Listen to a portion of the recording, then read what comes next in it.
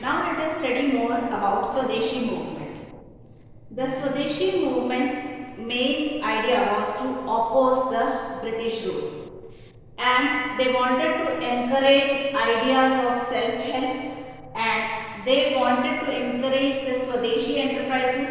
That means those industries or institutions which are made in India. Then they also wanted national education. That means they do not want the British education to be conducted in India. Also, they wanted the use of Indian languages. So these were the main aims and proposals of the Swadeshi movement. Now, this Swadeshi movement was mainly led by those radical leaders. So, to fight for Swaraj, the radicals proposed some methods. So, the methods were, one was mass mobilization. That means a lot of people working together is called as mass mobilization, moving together.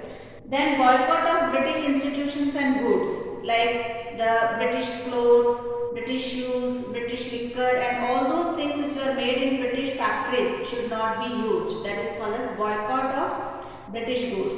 And British institutions means those institutions which are set up by British, like British schools, British courts, etc. So these Indians should not go and work in these British institutions, and they should not use the British goods. That was the method proposed by the radicals.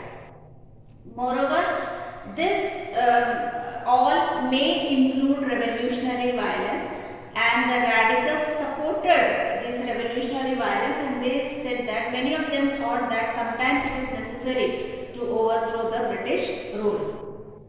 Now, when all this occurred in the year 1905, a major event occurred in the next year itself, that is in 1906, and that was a group of Muslim landlords and Nawabs. They together formed an organization which was called as All India Muslim League. They all met at Dhaka, which is the capital of Bangladesh now. So at this place all of them met and they formed Muslim League. Now this league supported the partition of Bengal, because in the partition of Bengal, when it was divided into East Bengal and West Bengal, the West Bengal was Hindu dominated area and the East Bengal was Muslim dominated areas. So that's why All India Muslim League was in support of this partition of Bengal.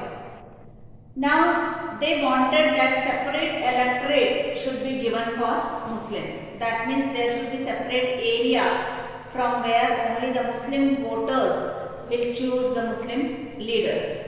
So for that they demand, and that demand was considered in the year 1909. Now from now the separate their separate seats will be reserved in the legislative council for the Muslim leaders, and the Muslim population will choose those Muslim leaders. So seats in the councils were reserved for the Muslims, and these Muslim leaders will be elected by the Muslim voters only. So this was the demand, and that was fulfilled. Now when such type of demands were fulfilled, there were many Muslim politicians who would be standing for the elections. Now each politician wanted to gather the support of the people by promising them more and more favors and from the British. So more and more favor, that means for their own community, that ultimately led to a division between the Hindus and the Muslims. Now another event which occurred after 1906 was immediately in the year 1907, in which the Congress split. We have studied that in Indian National Congress, some people believed in moderate ways of achieving independence, while some other believed in the radical ways. So the Congress was divided into two parts, one of moderates and one of radicals. Now these moderates, they do not want to oppose this partition of Bengal, or they want to oppose it, but not through boycott method, because according to them the boycott method is means it will involve the use of force and violence, and so the moderate people were not ready to use this boycott as a method to oppose the partition of Bengal. Now, after this split between the moderates and the radicals, now the views of the radicals were less heard and the Congress was dominated by the moderates. So, since most of the members of the Congress were moderates, so the radicals do not have their voice. So, they had to work remaining from outside. That means they were part of Congress, but they remained outside and worked their own way.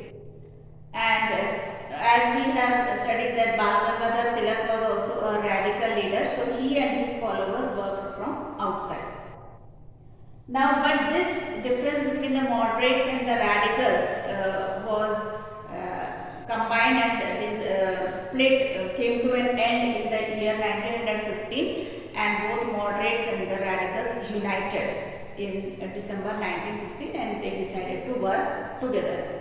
Similarly, the difference between the Congress or the Hindu politicians and the Muslim League, or the Congress and the Muslim League, that was also ended in the year 1916, when in Lucknow a pact was signed between Congress and the Muslim League, and which is called as famous Lucknow Pact. It is a historical event in which both Indian National Congress and the Muslim League decided to work together for making India independent. So 1915 and 1916 are two important years of unification, one of moderates and radicals and one of